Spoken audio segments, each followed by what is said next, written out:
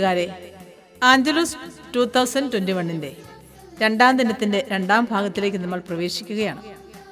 കഴിഞ്ഞ ക്ലാസ്സുകളിൽ നിങ്ങൾ സജീവമായി പങ്കെടുത്തു. അതുപോലെ ആത്മാർത്ഥമായി ദൈവസ്നേഹത്തിൽ വളരുവാൻ ലഭിച്ചിരിക്കുന്ന ഈ അവസരത്തെ പ്രയോജനപ്പെടുത്താം. പ്രിയ മാതാപിതാക്കളെ, നിങ്ങളും സാധിക്കുമെങ്കിൽ നിങ്ങളുടെ കുഞ്ഞുങ്ങളോടൊപ്പം ഈ ധ്യാനത്തിൽ പങ്കെടുക്കുന്നത് അവർക്കൊരു പ്രോത്സാഹനമാണ്, നല്ല മാതൃകയാണ്. ആദ്യമായി ഒരു ആക്ഷൻ സോങ് ആണ്. നിങ്ങൾ എഴുന്നേറ്റ് നിന്ന് ഈ കൊച്ചു കൂട്ടുകാരോടൊപ്പം ആടിപ്പാടി ദൈവത്തെ സ്തുതിക്കുക.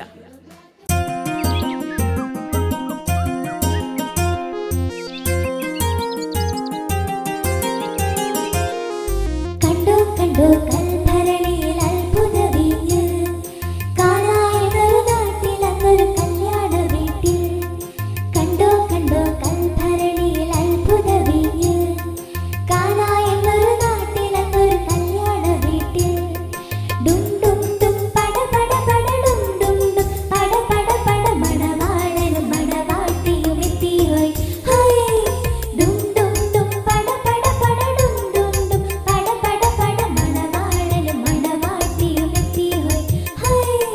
ഗംഭീരനാണേ വരൻ സുന്ദരനാണേ, ശാലീനയാണേ വധുവൊരു സുന്ദരി മോളാണേ. ഹായ് ഹായ് കണ്ടോ നമ്മുടെ ഈശോയുടെ ദേ ദേ മോനോടൊപ്പം മാതാവുമുണ്ടേ. ഡും ഡും ഡും പട പട പട ഡും ഡും ഡും പട പട പട. ഒത്തിരിയുണ്ടേ ഒത്തിരിയുണ്ടേ ചുറ്റിലുമുണ്ടേ ഉറ്റവരെല്ലാരും. ഒരു കൂട്ടം ജനമുണ്ടാ കല്യാണ വീട്ടിൽ.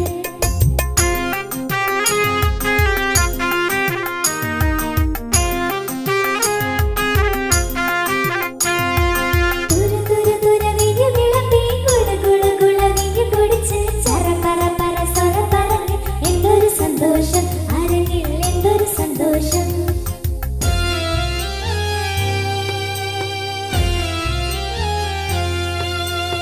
ഇത്തിരി നേരമതാ എന്തോ കുശു കുശുക്കുന്നു, എന്തു പിടഞ്ഞമ്പോ അണിയറാകെ അലങ്കോലം.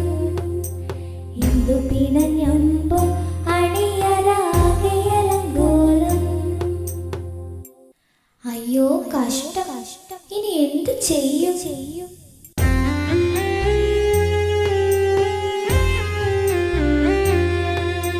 തീർന്നു പോയി വീഞ്ഞു തീർന്നു പോയി, അപമാനമായല്ലോ ദൈവമേ.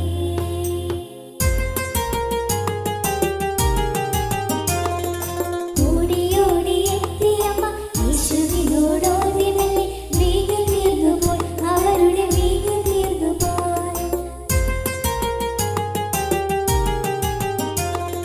തൊടുത്തു വിട്ടൊരു ചോദ്യം, ഈശോ എനിക്ക് പിറക്കുമെന്ന്, സ്ത്രീ എനിക്ക് പിറക്കുമെന്ന്.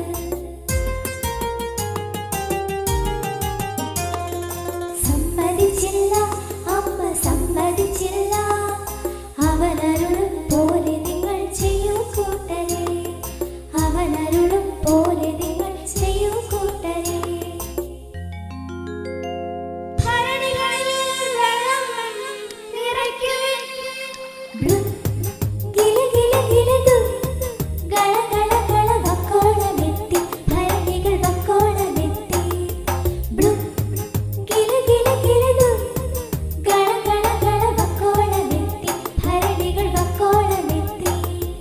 നിങ്ങളറിഞ്ഞോ അത്ഭുതമുണ്ടായി, വലിയൊരു അത്ഭുതമുണ്ടായി. കൽഭരണിയിലെ വെള്ളം വീഞ്ഞായി മാറി, ഈശോ വീഞ്ഞാക്കി മാറ്റി. ഹായ് ഹായ് എന്തു മധുരം, ഹോ ഹോ എന്തൊരു വീര്യം, ഹേ ഹേ എന്തു പണി ഇത്. ആദ്യം വിളമ്പാത്തെ നിങ്ങൾ ആദ്യം വിളമ്പാത്തെ.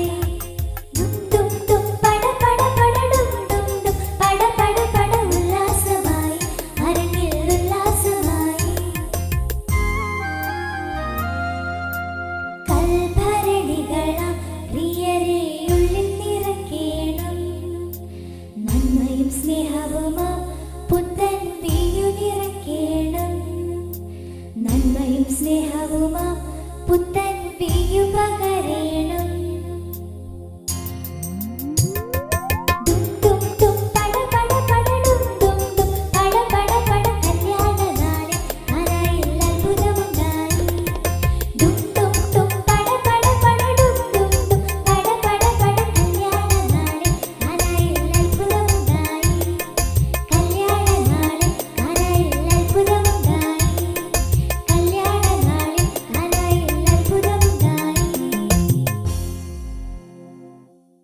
പ്രിയ കൂട്ടുകാരെ, നിങ്ങളായിരിക്കുന്ന ഇടങ്ങളിൽ കൈകൾ കൂപ്പി ഭക്തിപൂർവ്വമായിരിക്കുക. ഇനിയൊരു പ്രാർത്ഥനാ ഗാനമാണ്. പരിശുദ്ധിയേകും പരിശുദ്ധാത്മാവേ, എന്നാത്മാവിൽ വന്നു നിറയണേ. പരിശുദ്ധി പകരും പരിശുദ്ധാത്മാവേ, ആത്മാവിൻ നിറവ് എനിക്കേകണേ.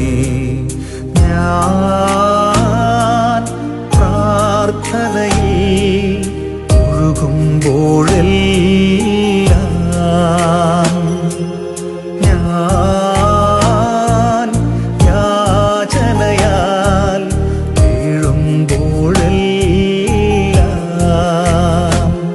എന്നാത്മാവിൽ അഭിഷേകമാകും നീ, എന്നാത്മാവിൽ ആനന്ദ വെളിച്ചം നീ, എന്നാത്മാവിൽ അഭിഷേകമാകും നീ, എന്നാത്മാവിൽ ആനന്ദ വെളിച്ചം നീ.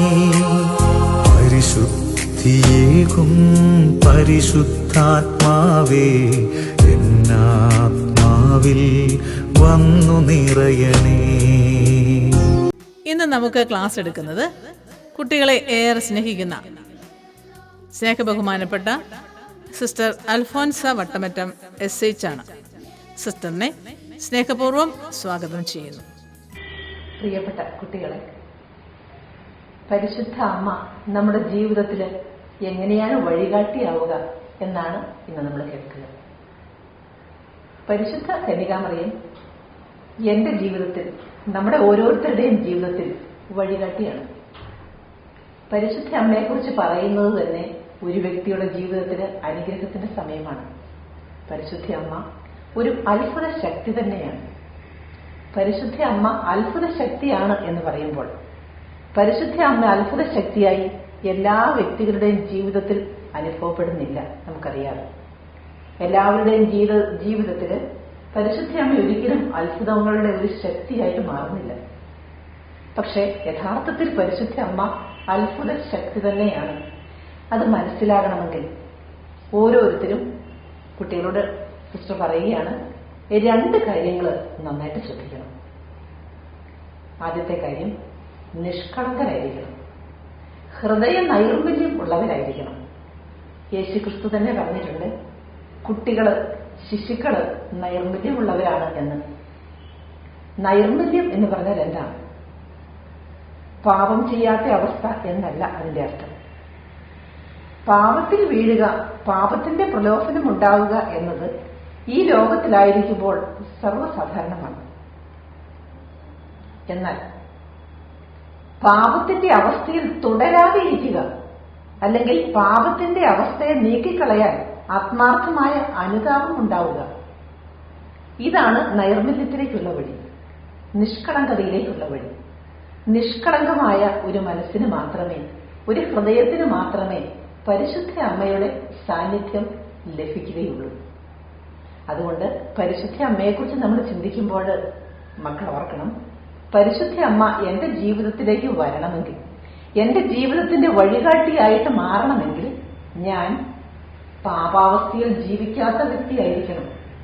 എന്റെ വാക്കിലോ എന്റെ ചിന്തയിലോ എന്റെ പ്രവർത്തനങ്ങളിലോ ഒക്കെ തെറ്റ്, പാപം വരാം. പക്ഷെ അങ്ങനെ വന്നാലും ഞാനത് എന്റെ ജീവിതത്തിൽ കൊണ്ടു നടക്കാതെ സർവശക്തനായ ഈശോയുടെ മുൻപിൽ അതേക്കുറിച്ച് ആകുലതയോടെ,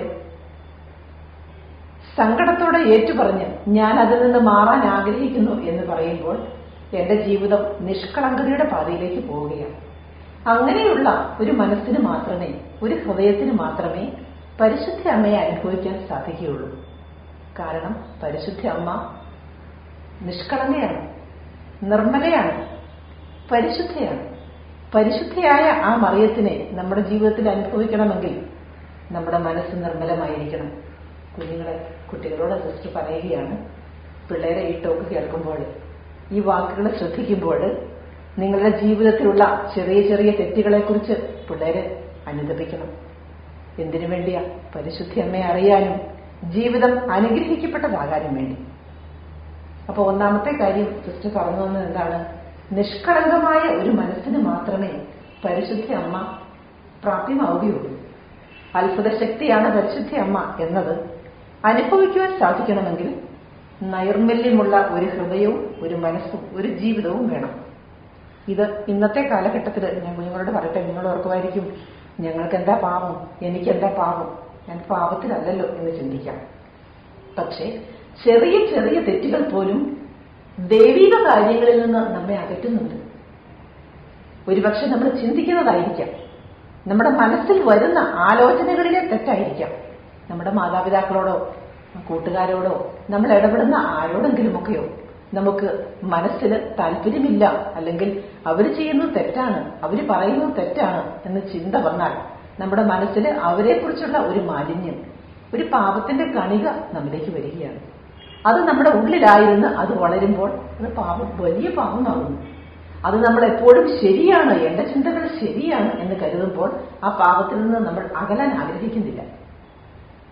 അപ്പൊ അങ്ങനെയല്ലാത്ത നിഷ്കളങ്കമായ ഒരവസ്ഥ, ഒരു ജീവിതശൈലി, ഇതാണ് കർത്താവിനോട് അടുക്കുന്നവർക്ക്, പരിശുദ്ധ അമ്മയോട് ചേർന്ന് നിൽക്കാൻ ആഗ്രഹിക്കുന്നവർക്ക് വേണ്ടത്. ഇതാണ് യഥാർത്ഥത്തിലുള്ള നിഷ്കളങ്കത. ഇനി രണ്ടാമത്തെ കാര്യം സിസ്റ്റർ പറയട്ടെ.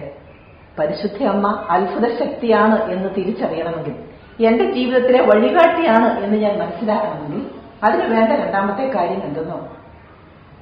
ജപമാല പ്രാർത്ഥന ഭക്തിപൂർവ്വം ചൊല്ലുക. ജപമാല പ്രാർത്ഥന എന്നത് സ്വല്പം നീളമുള്ള ഒരു പ്രാർത്ഥനയാണെന്ന് നമുക്കറിയാം. ജപമാല കുടുംബങ്ങളിൽ വൈകിട്ട് സാധാരണ ചൊല്ലാറുണ്ട്, അല്ലേ? ചൊല്ലാറുണ്ട്. അങ്ങനെ ചൊല്ലുന്നതല്ല, അതിലുപരിയായിട്ട് എന്റെ വീട്ടില് മാതാപിതാക്കന്മാരോടൊപ്പം ഞാൻ വൈകിട്ട് ജപമാല പ്രാർത്ഥനയിൽ പങ്കുകൊള്ളുന്നത് മാത്രമല്ല, ഞാൻ തനിച്ച് എന്റെ വ്യക്തി ജീവിതത്തിൽ ജപമാല ഒരെണ്ണം ചൊല്ലണം. അതിനുവേണ്ടിയുള്ള ത്യാഗം ഞാൻ ഏറ്റെടുക്കണം. എനിക്ക് അതിനകത്ത് മടി തോന്നാം, എനിക്ക് ബുദ്ധിമുട്ട് തോന്നാം, എനിക്ക് ഉറക്കം വരാം, സമയനഷ്ടമല്ലേ എന്നെനിക്ക് തോന്നാം, വേറെ പലതും ചെയ്യാനുള്ള ആഗ്രഹം എന്റെ ഉള്ളിൽ വരാം. അതെല്ലാം ഉപേക്ഷിച്ച് ജപമാല പ്രാർത്ഥനയ്ക്ക് പ്രാധാന്യം കൊടുത്ത് എന്റെ വ്യക്തി ജീവിതത്തിൽ ഞാൻ ജപമാല പ്രാർത്ഥന ചൊല്ലണം. അങ്ങനെ ചൊല്ലിയാൽ മാത്രമേ പരിശുദ്ധ അമ്മയുമായുള്ള ഒരു ബന്ധത്തിലേക്ക് എനിക്ക് വരാനാവൂ. അതുകൊണ്ട് പരിശുദ്ധ അമ്മ അത്ഭുത ശക്തിയാണ് എന്ന് ആദ്യം പറഞ്ഞു. ഈ അത്ഭുത ശക്തി എന്റെ ജീവിതത്തിൽ എനിക്ക് അനുഭവിക്കണമെങ്കിൽ, ഞാൻ ശ്രദ്ധിക്കേണ്ട രണ്ട് കാര്യങ്ങളാണ് സിസ്റ്റർ പറഞ്ഞു തന്നത്. പിള്ളേർ ഓർമ്മിക്കുന്നത് കാണുമല്ലോ. ആദ്യം പറഞ്ഞു എന്താണ്? നിഷ്കളങ്കരായിരിക്കണം. നിഷ്കളങ്കത എന്ന് പറയുമ്പോൾ ഞാൻ സ്വർഗത്തിലായിരിക്കണമെന്നോ, ഒരിക്കലും പാപം ചെയ്യരുത്, ഒരിക്കലും പാപത്വം പാടില്ല എന്നോ അല്ല. നമ്മൾ ബലഹീനരായതുകൊണ്ട് എപ്പോഴും നമ്മുടെ ആലോചനയില്, ചിന്തയില്, വാക്കിലോ ഒക്കെ തെറ്റുവരാം. പക്ഷെ നമ്മളത് ബോധ്യപ്പെടുക, ഞാൻ പാപിയാണ് എന്ന് അംഗീകരിക്കുക. മനസ്സുകൊണ്ട് എനിക്ക് കുറവുകളുണ്ട് എന്ന് അംഗീകരിക്കുക. അങ്ങനെ അംഗീകരിക്കുന്ന ഒരാളാണ് യഥാർത്ഥ നിഷ്കളങ്കതയിലായിരിക്കും. മറ്റുള്ളവരുടെ വിധിപ്രകാരം ഒരാളെ കുറിച്ച് അയാൾ എത്ര മോശമാണെന്ന് ചിന്തിക്കാം. പക്ഷേ അവരുടെ മനസ്സോ അവരുടെ ഹൃദയമോ അവരുടെ വികാരങ്ങളോ ആർക്കും അളക്കാൻ പറ്റത്തില്ല. അത് അളക്കുന്നവൻ സർവശക്തനായ ദൈവമാണ്. അതുകൊണ്ട് നിഷ്കളങ്കരായിരിക്കുക എന്ന അളവ് പോൽ അവനവനാണ് ഏറ്റവും കൃത്യമായിട്ട് നിർണ്ണയിക്കാനാവും.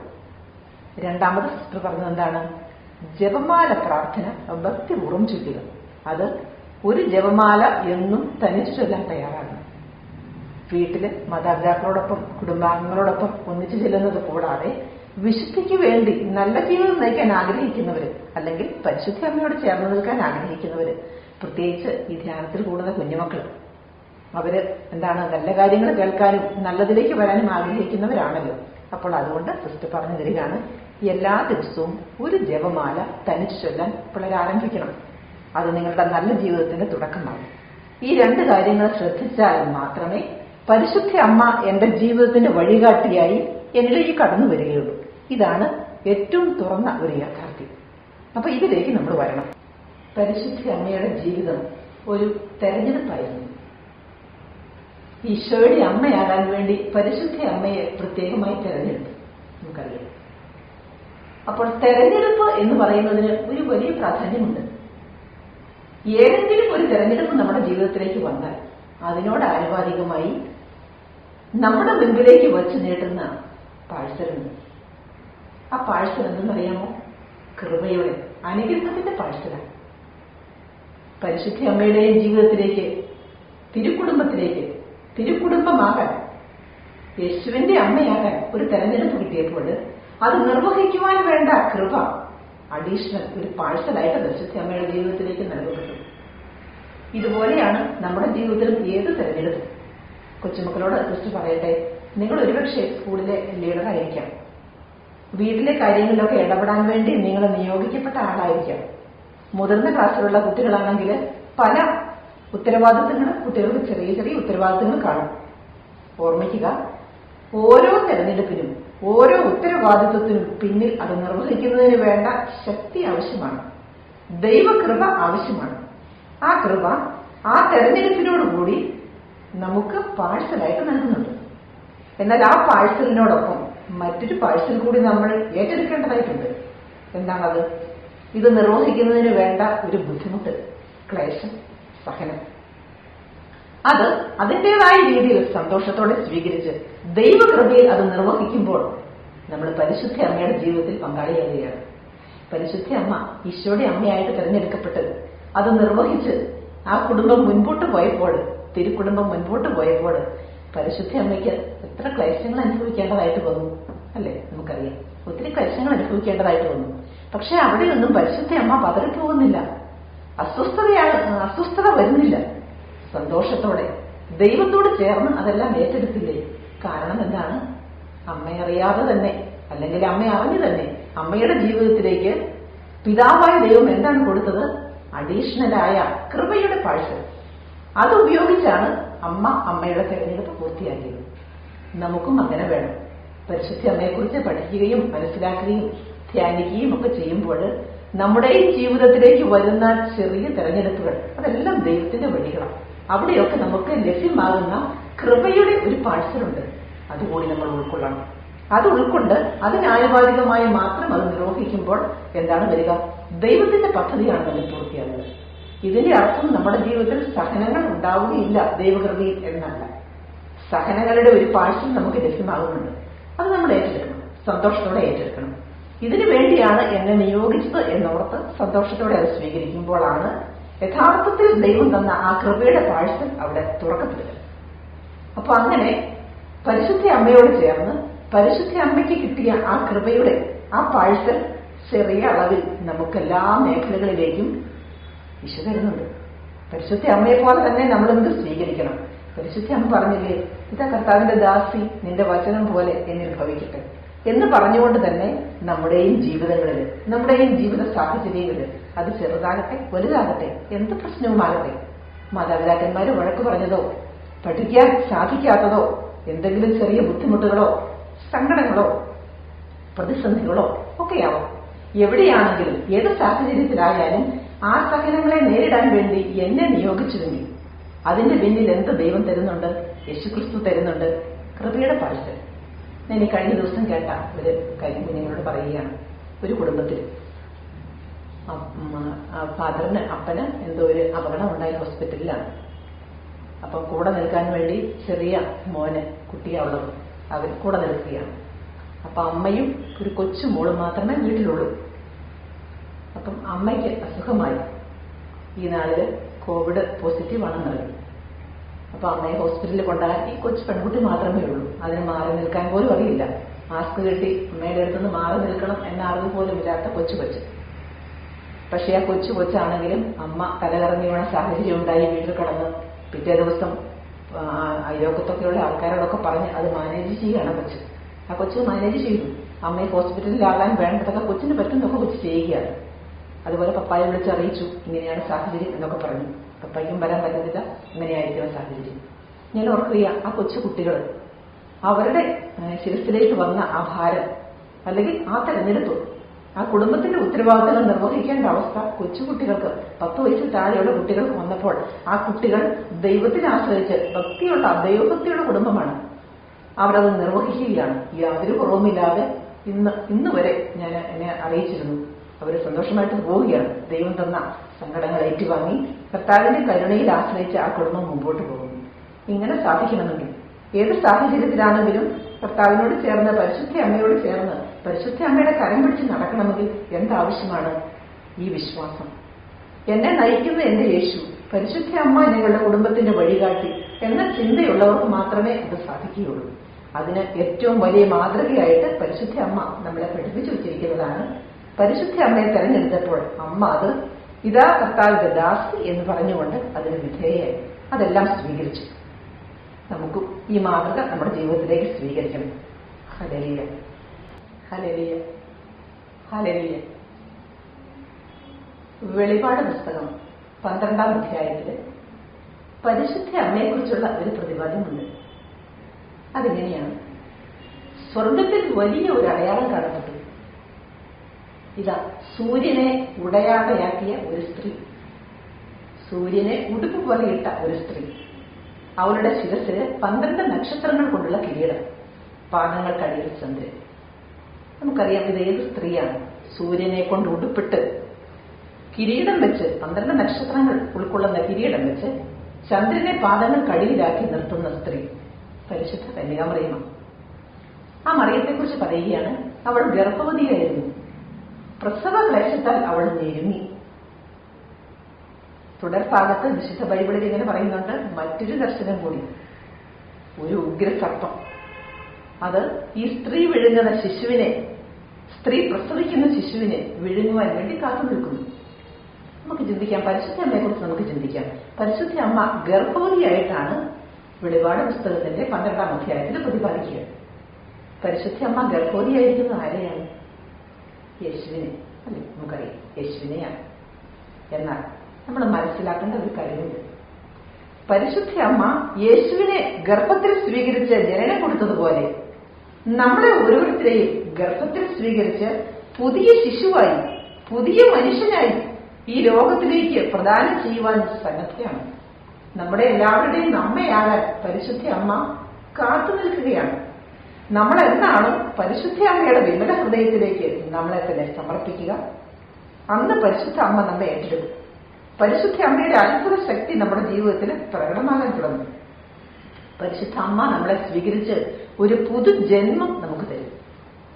അതെ, സത്യമായിട്ടും പരിശുദ്ധ അമ്മയാകുന്ന ആ കവാടത്തിലൂടെ കടക്കുന്നില്ലെങ്കിൽ ഒരു വ്യക്തിയുടെ ജീവിതത്തിൽ വിശുദ്ധീകരണ വഴികൾ സാധ്യമല്ല. ഒരു ക്രിസ്ത്യാനിയുടെ ജീവിതം വിശുദ്ധീകരിക്കപ്പെട്ടതാകണമെങ്കിൽ, വിശുദ്ധമായ ഒരവസ്ഥയിലേക്ക് വരണമെങ്കിൽ അതിന് വേണ്ട ആദ്യത്തെ ചവിട്ടുപടി എന്ന് പറയുന്നത് പരിശുദ്ധ അമ്മയാകുന്ന കവാടമാണ്. പരിശുദ്ധ അമ്മയാകുന്ന ആ കവാടത്തിലൂടെ കടന്നാലേ നമുക്ക് വിശുദ്ധ ജീവിതത്തിലേക്ക് ജനിക്കാൻ സാധിക്കൂ. ഈ പുതുജന്മം നമുക്ക് സ്വായത്തമാകണം. കുഞ്ഞുങ്ങളോട് സിസ്റ്റർ പറയുക, പിള്ളേർക്ക് സ്വീകരിക്കണം. പരിശുദ്ധ അമ്മയാകുന്ന ആ കവാടത്തിലൂടെ കടന്നാൽ മാത്രമേ നമുക്ക് ഒരു പുതിയ ജീവിതം സാധ്യമാവുകയുള്ളൂ. നമുക്ക് ഓരോരുത്തർക്കും ഇത് സാധ്യമാണ്. പരിശുദ്ധ അമ്മയോട് ചേർന്ന് നിന്ന് ഇങ്ങനെ ഒരു അവസ്ഥയിലേക്ക് വരികയാണെങ്കിൽ നമ്മളെ എല്ലാവരെയും പുതിയ ജീവിതത്തിലേക്ക്, പുതിയ കാഴ്ചപ്പാടിലേക്ക് സർവശക്തനായ ദൈവം നയിക്കും പരിശുദ്ധ അമ്മ വഴി.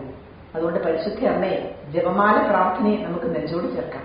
പരിശുദ്ധ അമ്മ നമ്മുടെ കൂടെ ഉണ്ടെങ്കിൽ, പരിശുദ്ധ അമ്മയുടെ നമ്മുടെ ജീവിതത്തിന്റെ വഴികാട്ടിയാണെങ്കിൽ നമ്മുടെ ജീവിതം നവീകരിക്കപ്പെട്ടതാണ്.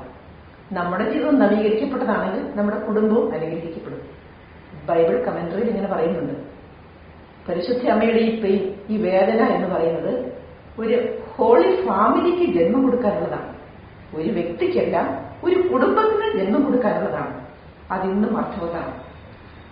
എനിക്ക് ജന്മം തരികയാണെങ്കിൽ എന്റെ കുടുംബവും അതോടൊപ്പം അനുഗ്രഹിക്കപ്പെടുകയാണ്. എന്റെ കുടുംബം, എന്റെ വീട് തിരുക്കുടുംബമായിട്ട് മാറും.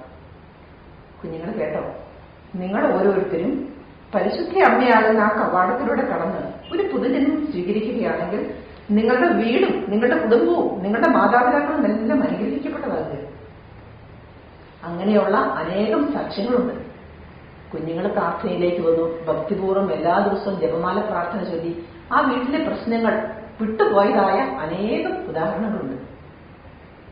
മാതാപിതാക്കള് സാമ്പത്തിക പ്രശ്നങ്ങളിൽ ഞെരുങ്ങുന്നവര്, രോഗങ്ങളുള്ളവര്, മദ്യപാനത്തിലകപ്പെട്ട പിതാക്കന്മാര്, ഇങ്ങനെയൊക്കെയുള്ള കുടുംബങ്ങളില് ആ കുടുംബങ്ങളിലെ കുഞ്ഞുങ്ങൾ പ്രാർത്ഥനയിലേക്ക് വന്നപ്പോൾ ആ കുടുംബം പുതിയതായ അവസ്ഥകളുണ്ട്. അതായത് ഒരു തിരുക്കുടുംബമായി അത് ജന്മമെടുക്കുകയാണ്. അതുകൊണ്ട് കുഞ്ഞുങ്ങളെ ഒരു ഉത്തരവാദിത്വം ടീച്ചർ പറയുക, കുഞ്ഞുങ്ങൾക്ക് ഒരു ഉത്തരവാദിത്വമുണ്ട്. നിങ്ങൾ നിങ്ങളുടെ വീട്ടില് പ്രാർത്ഥനയ്ക്ക് പ്രാധാന്യം കൊടുക്കണം. നിങ്ങളത് ചെയ്താൽ നിങ്ങളുടെ കുടുംബം അനുഗ്രഹിക്കപ്പെടും. നിങ്ങളുടെ മാതാപിതാക്കന്മാർ പ്രാർത്ഥനയിലേക്ക് അത്രയും വന്നില്ലെങ്കിൽ നിങ്ങളെ കണ്ട് അവരതിലേക്ക് വരും. അതുകൊണ്ട് പിള്ളേര് പരിശുദ്ധ അമ്മയുടെ കുഞ്ഞായി പുതിയ ജന്മം സ്വീകരിച്ച് നിങ്ങളുടെ വീടിനെയും അനുഗ്രഹിക്കണം. നിങ്ങളുടെ വീട് ഉൾപ്പെടെ അനുഗ്രഹമായി മാറണം. പ്രഭാഷകന്റെ പുസ്തകത്തില് 44-ാം അധ്യായത്തില് 23-ാം തിരുവചനത്തിൽ പറയുന്നുണ്ട്, എല്ലാ മനുഷ്യർക്കും വേണ്ടിയുള്ള അനുഗ്രഹവും ഉടമ്പടിയും യാക്കോബിന്റെ ശിരസിൽ അവിടുന്ന് വെച്ചു. യാക്കോബ് എന്ന ഒരു വ്യക്തിയുടെ ശിരസിലേക്ക് എല്ലാ മനുഷ്യർക്കും വേണ്ടിയുള്ള അനുഗ്രഹവും ഉടമ്പടിയുമാണ് ദൈവം കരുതി വെച്ചത് എന്ന് പറഞ്ഞ പോലെ നിങ്ങളുടെ വീട്ടിലേക്ക് വേണ്ട എല്ലാ അനുഗ്രഹങ്ങളും, തലമുറകൾക്ക് വേണ്ടിയുള്ള അനുഗ്രഹം നിങ്ങളുടെ ശിരസിലേക്ക് ലഭ്യമാകും. അതിനുവേണ്ടി നമ്മൾ പ്രാർത്ഥിക്കേണ്ടത്. കൊച്ചുമക്കൾ എല്ലാവരും ഈ നിമിഷം തന്നെ കണ്ണുകൾ അടച്ച് ഒരു നിമിഷം പ്രാർത്ഥിക്കണം. ദൈവത്തെ സ്തുതിച്ച് പരിശുദ്ധ അമ്മയുടെ സാന്നിധ്യം അനുഭവിച്ച് നിങ്ങളുടെ കുടുംബത്തിലേക്ക് വേണ്ട എല്ലാ അനുഗ്രഹങ്ങളും എന്നിലൂടെ എന്റെ വീട്ടിലേക്ക് വരട്ടെ, എന്നിലൂടെ എന്റെ വീട് അനുഗ്രഹമാകട്ടെ എന്ന് വിചാരിച്ച് ഈ നിമിഷം പിള്ളേരെ കണ്ണുകൾ അടച്ച് നിങ്ങളുടെ തന്നെ ഇരു കരങ്ങളും നിങ്ങളുടെ ശിരസിൽ വെച്ച് ഒരു നിമിഷം കൊച്ചുമക്കൾ പ്രാർത്ഥിക്കണം. നിങ്ങൾ വഴി നിങ്ങളും നിങ്ങളുടെ കുടുംബവും നിങ്ങൾ ഇടപെടുന്ന എല്ലാ വ്യക്തികളും അനുഗ്രഹമാകട്ടെ. പ്രഭാഷകന്റെ പുസ്തകത്തിലെ 44-ാം അധ്യായത്തിലെ 23-ാം തിരുവചനം എന്റെ വീട്ടിൽ അർത്ഥവത്താകട്ടെ എന്നോർത്ത് കൊച്ചുമക്കൾ ഒരു നിമിഷം പ്രാർത്ഥിക്കുക. Hallelujah, hallelujah. പരിശുദ്ധ അമ്മയെക്കുറിച്ച് നമ്മൾ ജപമാല പ്രാർത്ഥന ചൊല്ലുമ്പോൾ അതിന്റെ ഇടയ്ക്ക് ലുത്തിനിയ ചൊല്ലുമ്പോൾ നമ്മൾ കേട്ടിട്ടുണ്ട്, ദിവ്യ രഹസ്യങ്ങൾ നിറഞ്ഞിരിക്കുന്ന റോസാപ്പൂവാണ്, റോസാപുഷ്പമാണ് പരിശുദ്ധ അമ്മ. എന്താണ് ദിവ്യ രഹസ്യം? സ്വർഗീയ രഹസ്യങ്ങളായിരിക്കാം നമ്മൾ ഓർക്കും. അതെ, സ്വർഗീയ രഹസ്യങ്ങൾ നിറഞ്ഞിരിക്കുന്ന കലവറയാണ്, റോസാപ്പൂവാണ് പരിശുദ്ധ അമ്മ. ദിവ്യരഹസ്യം എന്ന് പറയുന്നതിൽ ഏറ്റവും പ്രധാനപ്പെട്ടത് സഹനങ്ങളെക്കുറിച്ചുള്ള അർത്ഥതലങ്ങളാണ്. സഹനം വിലയേറിയതാണ്, അമൂല്യമാണ്. പരിശുദ്ധ അമ്മ തന്റെ ജീവിതത്തിൽ നിറച്ചു വെച്ചിരിക്കുന്നത് സഹനത്തിന്റെ വിലയാണ്, സഹനഫലമാണ്. ഓരോ കുഞ്ഞിനോടും ഓരോ വ്യക്തിയോടും പരിശുദ്ധ അമ്മ പറയുകയാണ്, സഹനങ്ങൾ വിലപിടിച്ചതാണ്, സഹനങ്ങൾ ഒരിക്കലും നഷ്ടമല്ല. യേശുവിനു വേണ്ടി സഹിക്കുന്ന മനുഷ്യരെ കണ്ട് മാലാഖമാർ പോലും അസൂയപ്പെടുന്നു എന്ന് പറയാറുണ്ട്.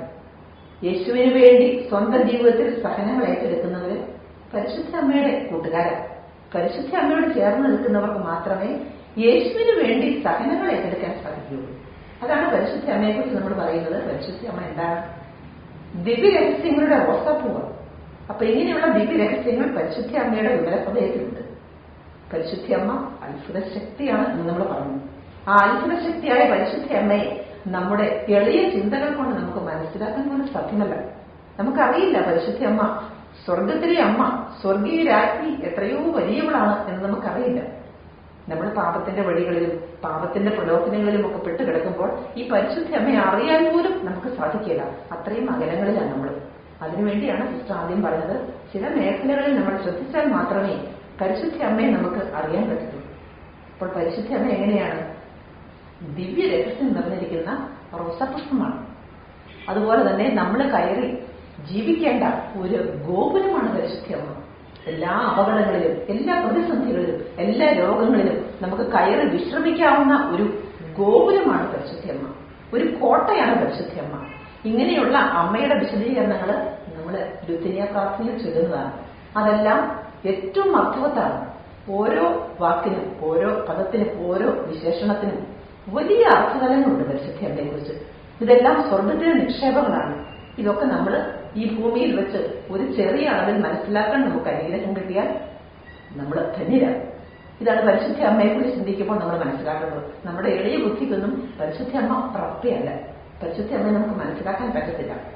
നമ്മളെല്ലാവരും വായിച്ചറിയേണ്ട ഒരു ഗ്രന്ഥമാണ് പരിശുദ്ധ അമ്മ എന്ന് വിശുദ്ധ പാതിരപ്പിയോ പറഞ്ഞിട്ടുണ്ട്.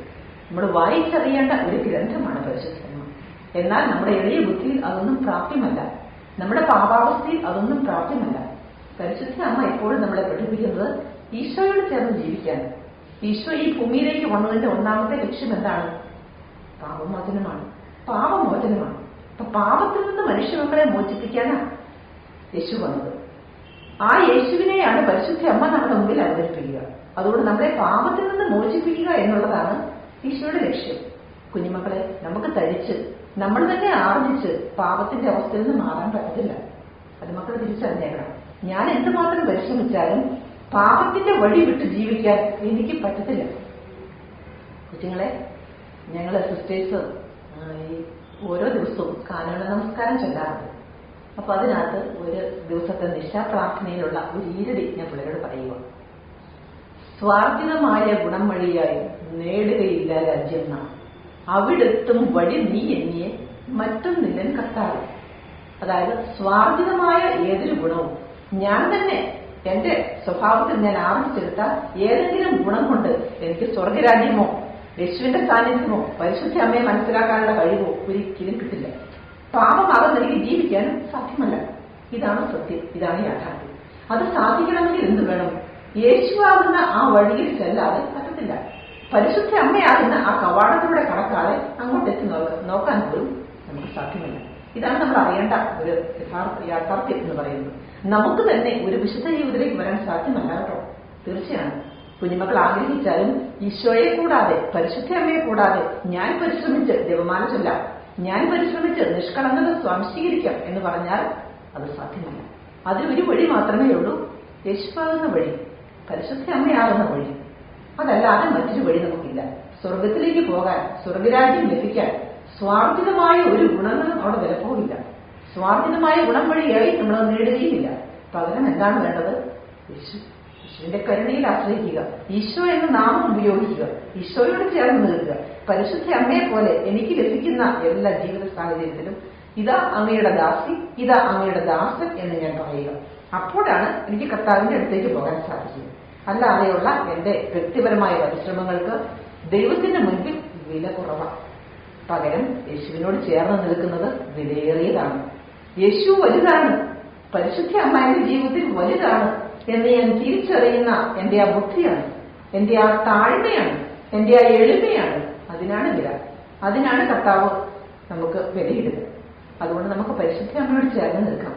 പരിശുദ്ധ അമ്മ നമ്മുടെ ജീവിതത്തിൽ വഴികാട്ടിയാണ്, അത്ഭുത ശക്തിയാണ്.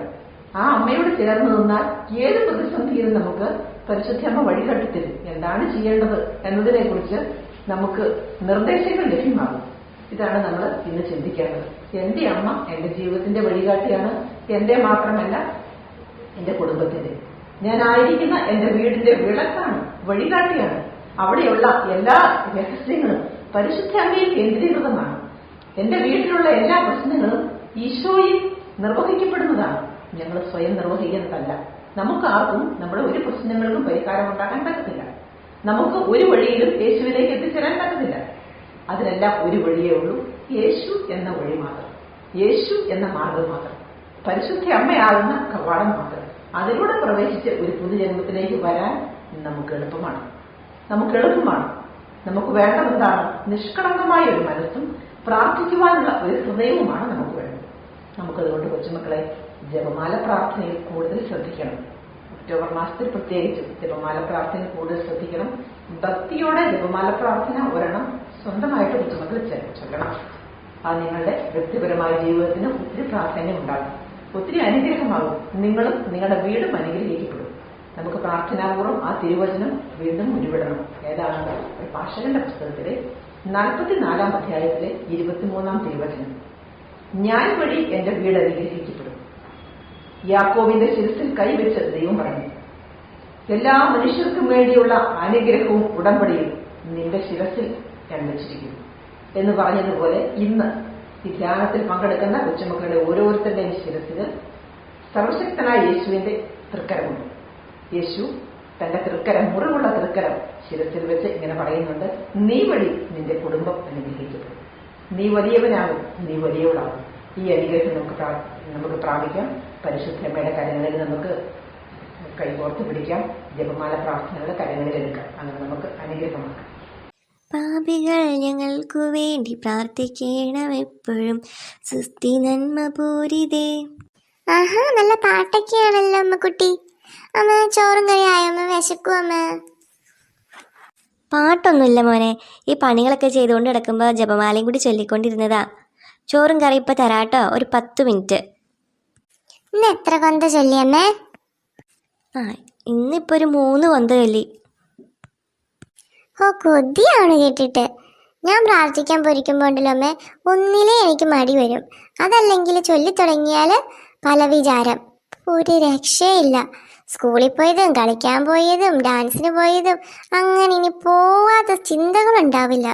എങ്ങനെയാ അമ്മ ഇങ്ങനെ നല്ലപോലെ കൊന്ത ചൊല്ലാൻ പറ്റുന്നേ? അമ്മയുടെ കയ്യിലാണെങ്കിൽ ഒരു ജപമാല പോലും കയ്യിലിരിപ്പില്ലല്ലോ. അമ്മ എന്നിട്ട് എത്ര നന്നായിട്ട് ഇത്രയും കൊന്തകളൊക്കെ എത്തിക്കുന്നേ? എങ്ങനെയാ അമ്മ? അതാ എനിക്കും കൂടി പറഞ്ഞ അമ്മേ.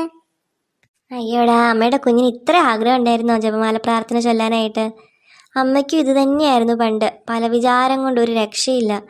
പിന്നെ ഞാൻ അങ്ങ് കരഞ്ഞ് പ്രാർത്ഥിക്കാൻ തുടങ്ങി. ഈശോയെ, എനിക്ക് പ്രാർത്ഥിക്കാൻ കൃപ തായോ, പരിശുദ്ധ അമ്മേ, ഈ ജപമാല പ്രാർത്ഥന നല്ലപോലെ ചൊല്ലാൻ എനിക്ക് കൃപ വേണം അമ്മയെന്നും പറഞ്ഞുകൊണ്ട് ഭയങ്കര കരച്ചിലൊക്കെ കരയുമായിരുന്നു ഞാൻ. അവസാനം ഒരു ദിവസം എനിക്ക് ഇങ്ങനെ ഉള്ളിലൊരു തോന്നലുണ്ടായേ, 10 മുത്തുകൾ എടുക്കുക, ആ 10 മുത്തുകൾ കോർത്ത് ഒരു കുഞ്ഞു ജപമാല ഉണ്ടാക്കുക, ആ ജപമാലയിൽ ഇതുപോലെ ഓരോ നന്മ നിറഞ്ഞ മറിയം ചൊല്ലുക. അത് കൊള്ളാലോ അമ്മ. ഞാൻ 10 മുത്തെടുത്തോണ്ട് വരട്ടെ? എനിക്ക് ചോറും കറിയൊക്കെ പിന്നെ മതി. അതുപോലെ ഒരു ജപമാല ഉണ്ടാക്കി തരുമമ്മേ? മോള് മുത്തൊന്നും എടുത്തോണ്ട് വരണ്ട, അമ്മ കുറേ മുത്തുകൾ തരാം. ഈശോയുടെ തിരുമുറിവുകളാണ് ഓരോ മുത്തും. 1-ാമത്തെ മുത്ത് ഈശോയുടെ ഇടത് കൈയിലെ ആണി തുളഞ്ഞു കയറിയുണ്ടായ തിരുമുറിവ്. 2-ാമത്തേത് ഈശോയുടെ വലത് കൈയിലുണ്ടായ മുറിവ്. 3-ാമത്തെ മുത്ത് ഈശോയുടെ ഇടത് മുട്ടിൽ ഉണ്ടായിട്ടുള്ള മുറിവുകൾ. 4-ാമത്തേത് ഈശോയുടെ വലത് മുട്ടിലുണ്ടായ മുറിവുകൾ. 5-ാമത്തേത് ആണി തുളഞ്ഞു കയറിയപ്പോൾ ഉണ്ടായ ഈശോയുടെ ഇടത് പാദത്തിലെ മുറിവ്. 6-ാമത്തേത് ആണി തുളഞ്ഞു കയറിയ ഈശോയുടെ വലത് പാദത്തിലെ മുറിവ്. 6 മുത്തുകളായില്ലേ? 2 കൈ, 2 മുട്ട്, 2 പാദം അല്ലേ? ഇനി 7-ാമത്തെ മുത്ത് ഈശോയുടെ തിരുവിലാവിലെ മുറിവ്. 8-ാമത്തേത് ഈശോയുടെ തോളിൽ കുരിശു വഹിച്ചുകൊണ്ട് പോയില്ലേ, അപ്പോൾ അവിടെ ഉണ്ടായിട്ടുള്ള മുറിവ്. 9-ാമത്തേത് ഈശോയുടെ തിരുമുഖം. ഒരുപാട് പേര് നിന്ദിക്കുകയും പരിഹസിക്കുകയും തുപ്പുകയും ചെയ്ത നമ്മുടെ ഈശോയുടെ തിരുമുഖം. 10-ാമത്തെ മുത്ത് മുൾമുടി ധരിച്ച് ചോര ഒലിച്ചിറങ്ങിയ ഈശോയുടെ ശിരസ്. ഇതാണ് 10 മുത്തുകൾ. ഓരോ നന്മ നിറഞ്ഞ മറിയം ചൊല്ലുമ്പോഴും ഇതിൽ ഓരോ മുത്തേലും നമുക്ക് സമർപ്പിക്കാം. 1-ാമത്തെ നന്മ നിറഞ്ഞ മറിയം ഈശോയുടെ ഇടത് കൈയിലെ ആണി തുളഞ്ഞു കയറിയ മുറിവിനോട് ചേർത്ത് വെച്ച് നമുക്ക് ചൊല്ലാം. അങ്ങനെ 10 നന്മ നിറഞ്ഞ മറിയവും. ഇത് മനസ്സിൽ ധ്യാനിച്ച് ചൊല്ലുമ്പോൾ നമുക്ക് തെറ്റുകളൊന്നും പറ്റില്ല. പല വിചാരവും വലിയ കാര്യമായിട്ടൊന്നും വരാറില്ല എനിക്ക്. നീ ഒന്ന് അങ്ങനെ ചെയ്ത് നോക്ക് കേട്ടോ. അമ്മേ, അങ്ങനെയാണെങ്കിൽ ഈശോയുടെ മുൾമുടി അണിഞ്ഞ ശിരസ്, ഈശോയുടെ തിരുമുഖം, ഈശോയുടെ തോള്, തിരുവിലാവ്, ഇടത് കൈയിലെ മുറിവ്, വലത് കൈയിലെ മുറിവ്, ഇടത് മുട്ടിലെ മുറിവ്, വലത് മുട്ടിലെ മുറിവ്, ഇടത് പാദത്തിലെ മുറിവ്, വലത് പാദത്തിലെ മുറിവ്, ഇങ്ങനെ ക്രമമായിട്ട് ഓർത്താലും മതിയോ അമ്മേ? മോൾക്ക് അങ്ങനെ എളുപ്പമെങ്കിൽ അങ്ങനെ ചെയ്തോ. ഈശോ എന്ത് തോന്നിക്കുന്നോ അതുപോലെ ചെയ്തോ കേട്ടോ. അമ്മ ഇങ്ങനെയാണ് ശീലിച്ചത്.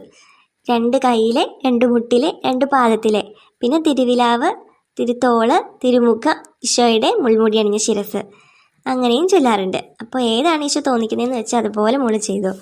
ഇങ്ങനെ ചെയ്യുമ്പോഴേ നമ്മൾ ഈശോയുടെ പീഡാസഹനത്തെ ഓർക്കുകയല്ലേ ചെയ്യുന്നത്. അവസാനമൊക്കെ ആകുമ്പോൾ നമുക്ക് കരച്ചിൽ വരും. ഇതെല്ലാം ഓരോന്ന് ഓർത്ത് വേണം കേട്ടോ ചൊല്ലാനായിട്ട്. ഓരോന്നിലും ഓരോ നന്മ നിറഞ്ഞ മറിയം ചൊല്ലുമ്പോൾ നമുക്കത് ഭയങ്കര ഒരു തീഷ്ണതയുള്ളതായിട്ട് ഫീൽ ചെയ്യും. മോളൊന്ന് ചൊല്ലി നോക്ക്.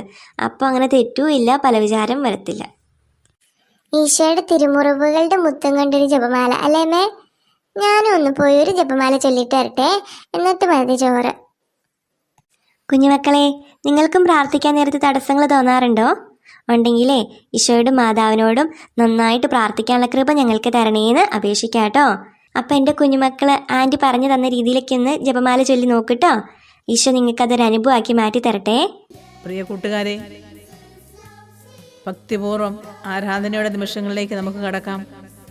പരിശുദ്ധ പരമ ദിവ്യകാരുണ്യമായ ഈശോ നമ്മെ ഓരോരുത്തരെയും അനുഗ്രഹിക്കട്ടെ.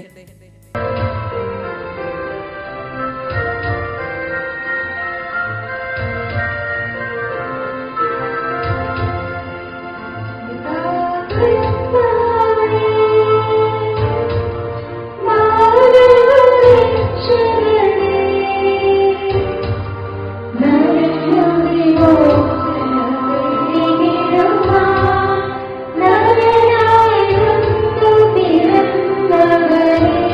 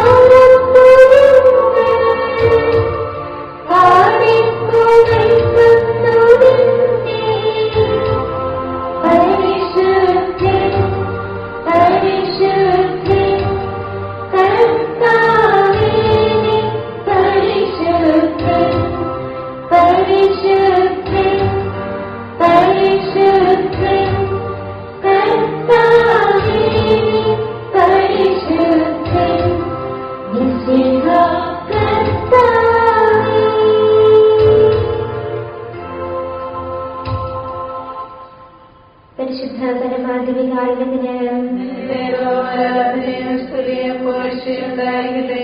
പരിശുദ്ധ പരമാധിപി കാരുണ്യത്തിന് നേരവും ആരാധനയും സ്തുതിയും പുകഴ്ചയുണ്ടായിരിക്കട്ടെ. പരിശുദ്ധ പരമാധിപി കാരുണ്യത്തിന് നേരവും ആരാധനയും സ്തുതിയും പുകഴ്ചയുണ്ടായിരിക്കട്ടെ.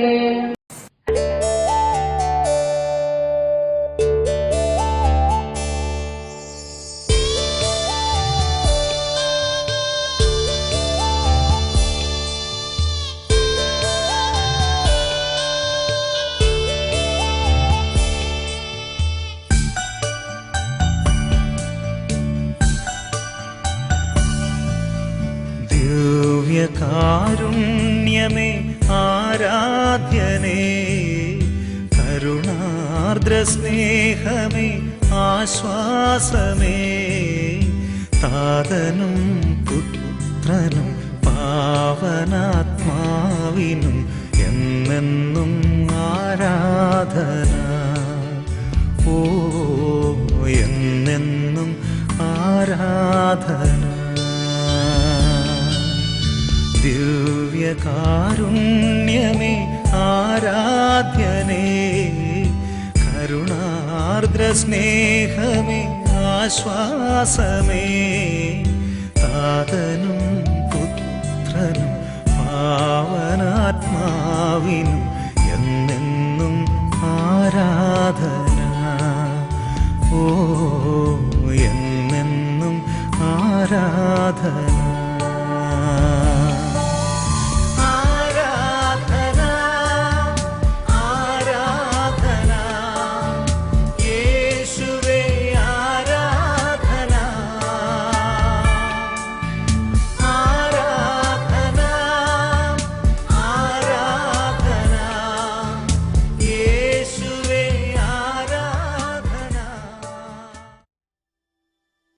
പരിശുദ്ധ പരമദിവികാരൻ ഈശോയ്ക്ക് എന്നേരവും ആരാധനയും സ്തുതിയും പുകഴ്ചയും ഉണ്ടായിരിക്കട്ടെ. പരിശുദ്ധ പരമ ദിവികാരുണ്യ ഈശോയ്ക്ക് എന്നേരവും ആരാധനയും സ്തുതിയും പുകഴ്ചയും ഉണ്ടായിരിക്കട്ടെ. പരിശുദ്ധ പരമ ദിവികാരുണ്യ ഈശോയ്ക്ക് എന്നേരവും ആരാധനയും സ്തുതിയും പുകഴ്ചയും ഉണ്ടായിരിക്കട്ടെ. പ്രിയപ്പെട്ട കുട്ടികളെ, നമ്മുടെ മധ്യേ വന്നിരിക്കുന്ന, നമ്മെ സ്നേഹിക്കുന്ന ദിവികാരുണ്യ ഈശോയിലേക്ക് നമ്മുടെ സർവ്വശ്രദ്ധയും നമുക്ക് കേന്ദ്രീകരിക്കാം. നമുക്ക് വേണ്ടി ദിവികാരുണ്യ ഈശോ ഇതാ നമ്മുടെ മധ്യേ വന്നിരിക്കുന്നു. നമുക്ക് ശ്രദ്ധിക്കാം, ഈശോയെ നോക്കാം, ഈശോയെ കാണാം. നമ്മെ അനുഗ്രഹിക്കുവാൻ വന്നിരിക്കുന്ന നമ്മുടെ ഈശോ, നമ്മുടെ മുൻപിൽ തെളിഞ്ഞു നിൽക്കുന്ന ഈശോയുടെ രൂപം, ദിവികാരുണ്യമായി നമ്മുടെ മധ്യേ വന്ന ആ ഈശോയിലേക്ക് നമുക്ക് കടന്നു ചെല്ലാം. പ്രിയപ്പെട്ട കുഞ്ഞുങ്ങളെ, നമ്മൾ പരിശുദ്ധ അമ്മയുടെ ജീവിതത്തെക്കുറിച്ച് ചെറുതായിട്ട് മനസ്സിലാക്കി. നമ്മെ സ്നേഹിക്കുന്ന പരിശുദ്ധ മാതാവ് ഇതാ നമ്മോടൊപ്പമുണ്ട്. നമ്മുടെ കരങ്ങൾ ചേർത്ത് പിടിച്ച് പരിശുദ്ധ അമ്മ തൻ്റെ വിമല ഹൃദയവുമായി നമ്മെ ചേർത്ത് നിർത്തുന്നു. പരിശുദ്ധ അമ്മയുടെ സ്നേഹമുള്ള വസ്ത്രത്തലപ്പ് കൊണ്ട് പരിശുദ്ധ അമ്മ നമ്മെ പൊതിഞ്ഞു പിടിക്കുന്നു. ആ കരങ്ങളിൽ നമ്മുടെ കരങ്ങളും, നമ്മുടെ കരങ്ങളിൽ നമ്മൾ ഏന്തിയിരിക്കുന്ന നമ്മുടെ ജീവിതവും നമ്മുടെ കുടുംബവും എല്ലാം നമുക്ക് ഈ ലോകം മുഴുവനെയും ഒത്തിരി സ്നേഹത്തോടെ കൊടുക്കാം. ഇത്രയേറെ നമ്മെ സ്നേഹിക്കുന്ന ഒരു സ്വർഗത്തിൻ്റെ അമ്മയെ നമുക്ക് ലഭിച്ചല്ലോ. ആ അമ്മയുടെ മുൻപിലാണ്, ആ അമ്മയോട് ചേർന്നാണ് ദിവികാരുണ്യ ഈശോയുടെ അടുത്ത് ഞാനായിരിക്കുന്നത് എന്ന് ഓരോ കുഞ്ഞുങ്ങളും ഓർക്കുക. അങ്ങനെ നമുക്ക് പരിശുദ്ധ അമ്മയോടൊപ്പമായിരിക്കാം. നമുക്കറിയാം, പരിശുദ്ധ അമ്മ പ്രഭാത കിരണമാണ്, ആരെയും വേദനിപ്പിക്കാത്ത രശ്മിയാണ് പരിശുദ്ധ അമ്മ. ഉഷകാല നക്ഷത്രമാണ് പരിശുദ്ധ അമ്മ. സ്വർഗത്തിൻ്റെ വാതിലാണ് പരിശുദ്ധ അമ്മ. ഒരു വ്യക്തിയുടെ ജീവിതത്തിലെ നവീകരണ ഗ്രന്ഥമാണ് പരിശുദ്ധ അമ്മ. ആരെല്ലാം ആ ഗ്രന്ഥം വായിക്കുന്നുവോ അവരുടെയൊക്കെ ജീവിതങ്ങൾ നവീകരിക്കപ്പെടുന്നു, അനുഗ്രഹമാക്കി മാറുന്നു. ജപമാല എന്ന ആ ശൃംഖല, ആ ചങ്ങല, ആ പ്രാർത്ഥനാമാല ഉരുവിടുന്നവരുടെയൊക്കെ ജീവിതങ്ങൾ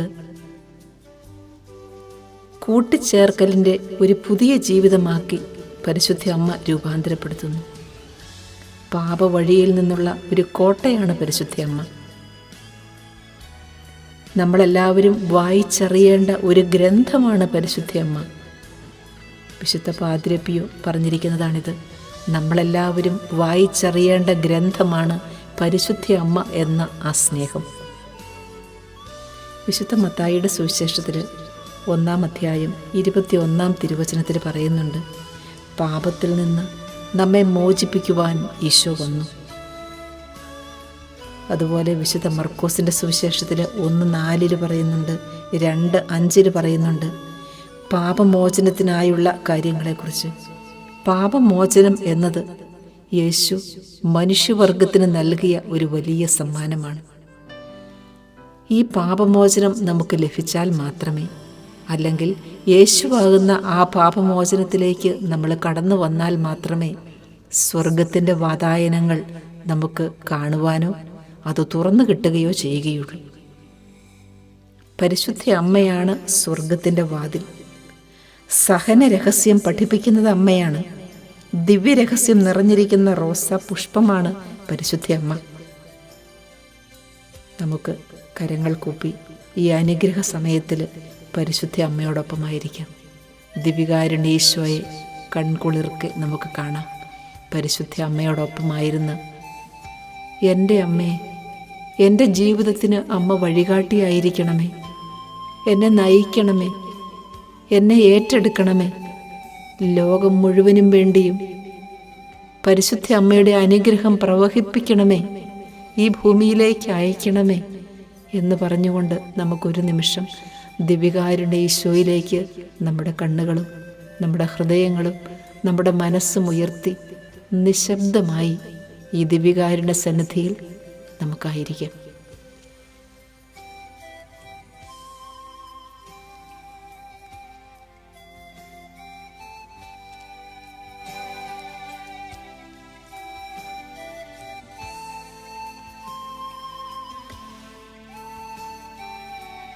നമ്മൾ പ്രാർത്ഥിച്ച പഠിച്ച തിരുവചനം അനുഗ്രഹമാകുന്നതിന് വേണ്ടി നമുക്ക് ഈ നിമിഷം പ്രാർത്ഥിക്കാം.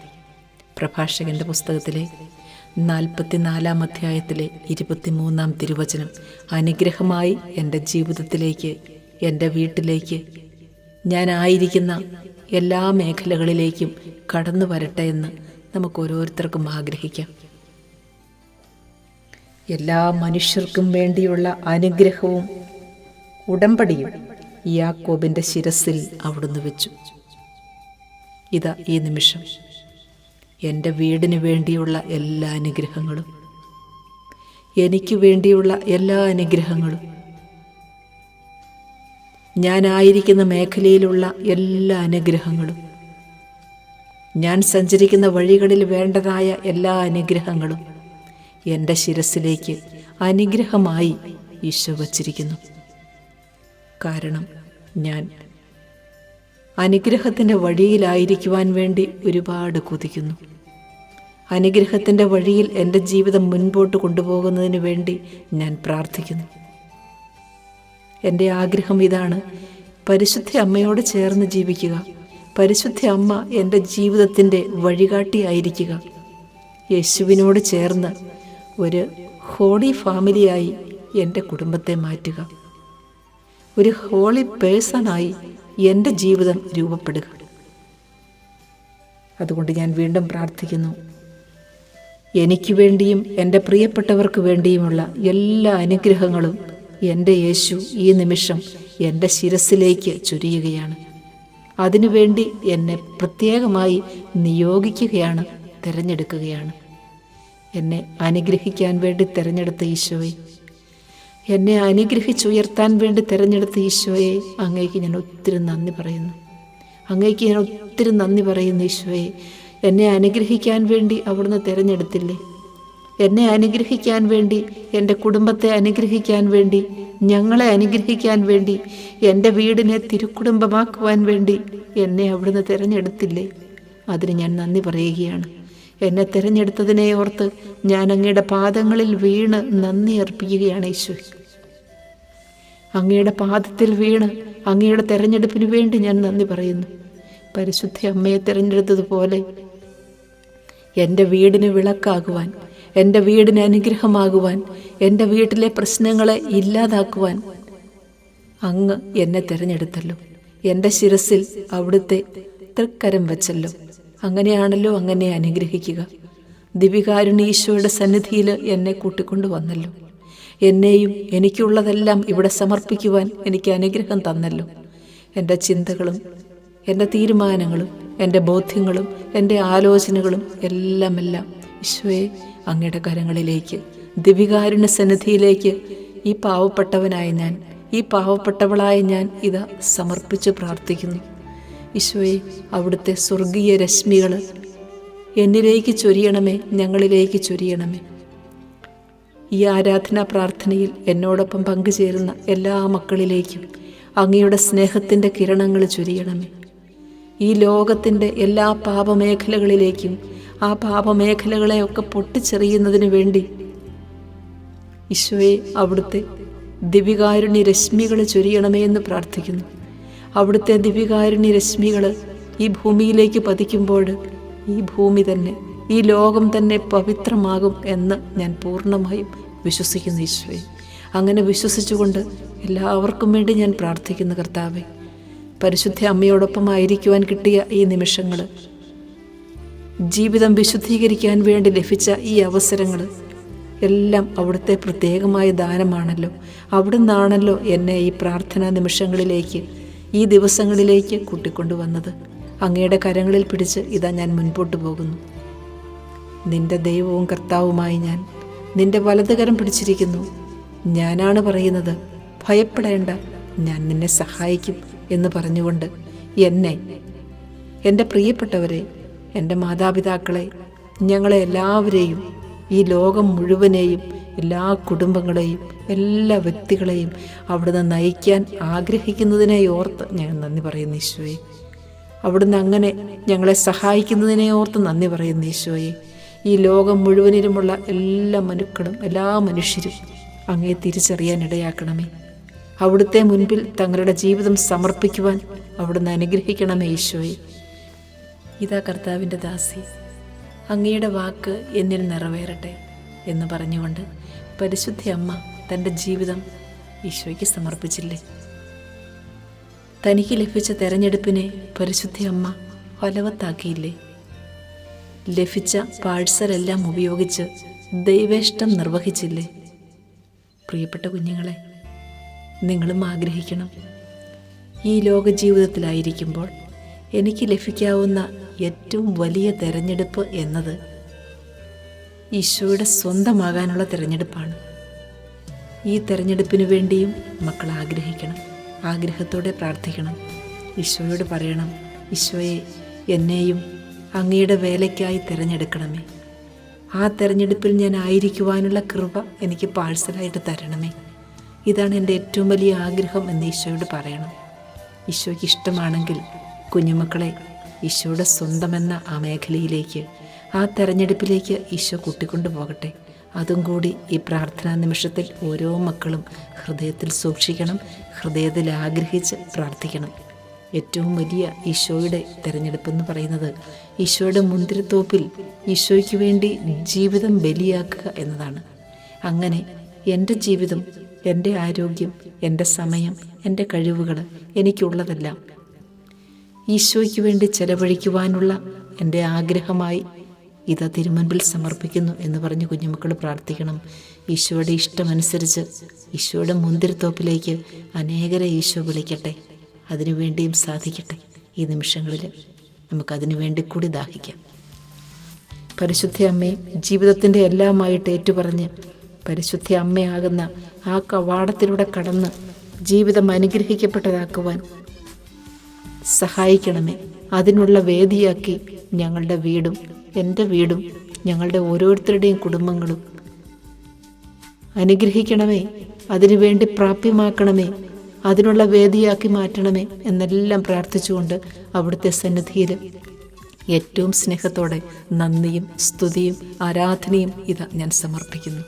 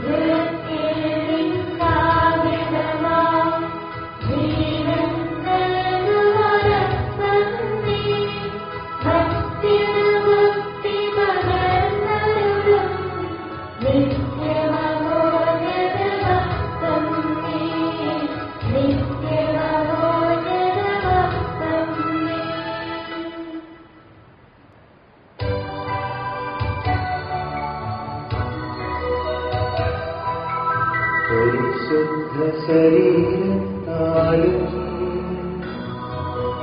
വിലയേറിയ രക്തത്താലും പാപത്തിൻ കരകളിൽ നിന്നും മറ്റൊരു മോചനമേകി.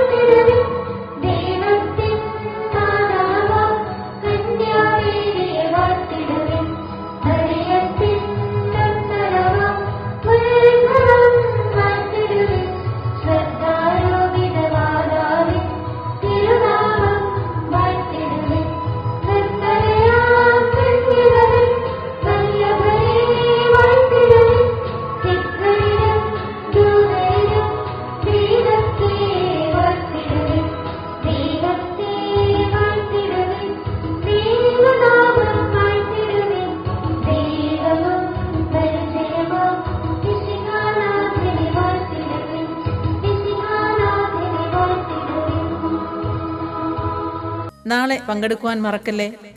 ഒരു ആക്ഷൻ സോങ്ങിനോടുകൂടി ഇന്നത്തെ പരിപാടികൾ സമാപിക്കുന്നു. വിശുദ്ധ കുരിശിൻ്റെ അടയാളം വരച്ച് നമുക്ക് നമ്മെ തന്നെ വിശുദ്ധീകരിക്കാം. വിശുദ്ധ കുരിശിൻ്റെ അടയാളത്താലെ ഞങ്ങളുടെ ശത്രുക്കളിൽ നിന്ന് ഞങ്ങളെ രക്ഷിക്കുക ഞങ്ങളുടെ തമ്പുരാനെ. പിതാവിൻ്റെയും പുത്രൻ്റെയും പരിശുദ്ധാത്മാവിൻ്റെയും നാമത്തിൽ ആമേൻ. ഈശോ മിശിഹായിക്ക് സ്തുതിയായിരിക്കട്ടെ. ഇപ്പോഴും എപ്പോഴും സ്തുതിയായിരിക്കട്ടെ.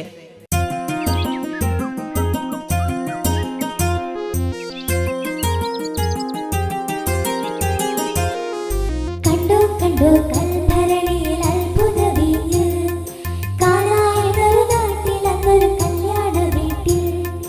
കണ്ടോ കണ്ടോ കൽഭരണിയിൽ അത്ഭുത വീഞ്ഞ്, കാനായിലൊരു നാട്ടിൽ അന്നൊരു കല്യാണ വീട്ടിൽ. ഡും ഡും ഡും പട പട പട ഡും ഡും ഡും പട പട പട മണവാളനും മണവാട്ടിയും എത്തിയോയ്. ഹോയ് ഡും ഡും ഡും പട പട പട ഡും ഡും ഡും പട പട പട മണവാളനും മണവാട്ടിയും എത്തിയോയ്. ഹോയ് ഗംഭീരനാണേ വരൻ സുന്ദരനാണേ, ശാലീനയാണേ വധുവൊരു സുന്ദരി മോളാണേ. ഹായ് ഹായ് കണ്ടോ നമ്മുടെ ഈശോയുടെ ദേ ദേ മോനോടൊപ്പം മാതാവുമുണ്ടേ. ഡും ഡും ഡും പട പട പട ഡും ഡും ഡും പട പട പട. ഒത്തിരിയുണ്ടേ ഒത്തിരിയുണ്ടേ ചുറ്റിലുമുണ്ടേ ഉറ്റവരെല്ലാരും. ഒരു കൂട്ടം ജനമുണ്ടാ കല്യാണ വീട്ടിൽ.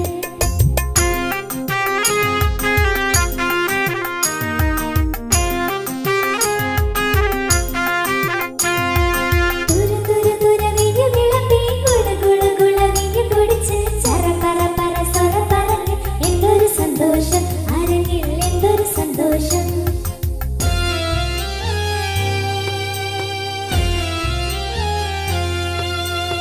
ഇത്തിരി നേരമതാ എന്തോ കുശു കുശുക്കുന്നു, എന്തു പിടഞ്ഞമ്പോ അണിയറാകെ അലങ്കോലം, എന്തു പിടഞ്ഞമ്പോ